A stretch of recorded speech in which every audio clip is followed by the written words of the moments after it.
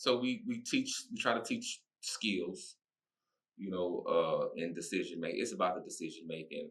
It's about using coping skills. We have the DBT skills. Sometimes the kids teach the JCO. Sometimes, if that's fair to say, you know. So I've learned a lot from the kids.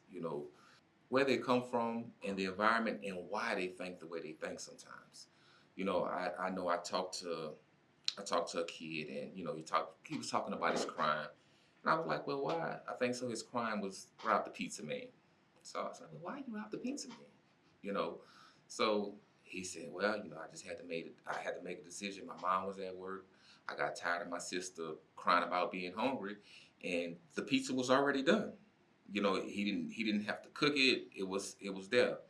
So I understood the thinking, and you just have that conversation and you process different things and different choices that you could. But again, it's hard to judge a kid in that situation because I don't know what I would do in that situation. Kid taking a pizza to feed his baby sister. It's a hard choice to make. I really think it is. And just knowing, what I'm saying, how some of the kids think, because sometimes we'll think, hey, they're criminals, they committed crimes. Sometimes if you know the why behind it, you're like, oh man, that's rough, and it makes you just approach the situation a whole lot different and look at the kid in a whole different way.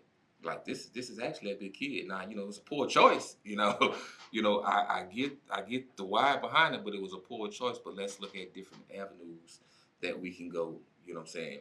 To feed your baby sister opposed to taking it from somebody with a weapon. Understand the kid, get to know the kid, uh, understand the why behind this kid the way he is. He's not just acting like this for no reason. It's a why behind the behavior.